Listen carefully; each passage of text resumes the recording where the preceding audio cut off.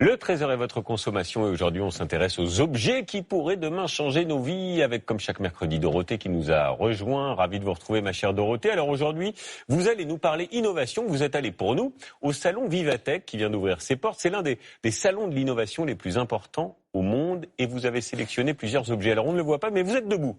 Vous êtes debout. Ça change. Voilà. Je suis debout. Vous êtes debout et vous avez un drôle d'engin autour des cuisses. De quoi s'agit-il ? Alors, il s'agit, Julien, d'un exosquelette. Vous savez, ce sont ces appareils qu'on fixe sur le corps humain pour lui donner plus de capacité. Donc jusqu'à maintenant, il faut savoir que la plupart étaient plutôt réservés aux professionnels. Oui. Mais la nouveauté avec celui-là, qui pèse moins de 2 kilos, c'est qu'il s'adresse absolument à tout le monde et en particulier aux sportifs. Il s'attache, comme vous le voyez, donc autour de ma taille et de mes jambes et il va venir m'assister, une fois qu'il est allumé, dans ma pratique sportive. Donc vous pouvez marcher, monter des marches plus facilement, c'est ça ? Monter des marches plus facilement, en fait, démonstration, en fait. Que je fasse de la randonnée, que je fasse du vélo, de la marche sportive, du trek en montagne, il va fonctionner en fait vraiment comme une extension de mon corps pour me permettre d'alléger mon effort. Donc quand je marche, là vraiment littéralement, il le détecte et moi je sens que le moteur m'aide à soulever le poids de mes jambes, ça me projette les jambes en avant, littéralement, et au total ça me permet de dépenser 30 à 40% d'énergie en moins.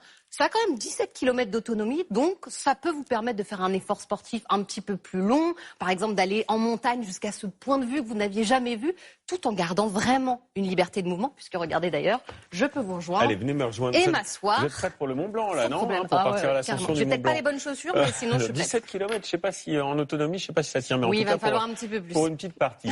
Alors, on passe à la deuxième invention, le deuxième objet que vous avez trouvé. Quel est-il ? Exactement. Et cette fois, je vous emmène dans les airs, Julien, avec une innovation qui a remporté le prix de la start-up de l'année en 2023 en Allemagne. Regardez, il s'agit de ce petit drone aux allures d'hélicoptère. Alors vous le voyez, c'est un design assez futuriste, un peu dans l'esprit des vaisseaux de la guerre des étoiles. C'est un drone, hein, ça se pilote à il n'y a pas de pilote dedans. Il n'y a pas de pilote à l'intérieur. Un drone qui est petit, Julien, mais qui est costaud, puisqu'il peut transporter jusqu'à 5 kilos sur une centaine de kilomètres.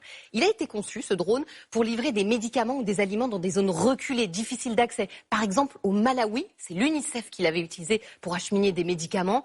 Mais là aussi, son usage va être étendu, il va rentrer dans notre quotidien. Vous pourrez peut-être en croiser dans les campagnes, l'utiliser pour des livraisons de courses. Bon, on attend de voir ça, pas mal comme initiative. Et cette main, vous avez une drôle de main à côté de vous, là. Je l'avais cachée, je la sors, regardez. Qu'est-ce que c'est que ça ? Alors, il s'agit plus précisément d'une main bionique qui a été créée par 2 étudiants de Lazy IT, qui est une école d'ingénieurs qui est située à Pontoise. Alors, vous le voyez, hein, on en est encore au stade du prototype, mais ils ont réussi à créer toute pièce cette main qui arrive à reproduire les mouvements qu'on lui donne en se filmant. C'est comme en fait si on la dirigeait avec une caméra. Regardez, j'ai fait le test tout à l'heure, c'est ce qu'on voit sur ces images, et elle réagit en direct et imite les gestes que fait ma main. Et puis surtout, et c'est rare pour une prothèse, elle permet de bouger chacun des doigts indépendamment.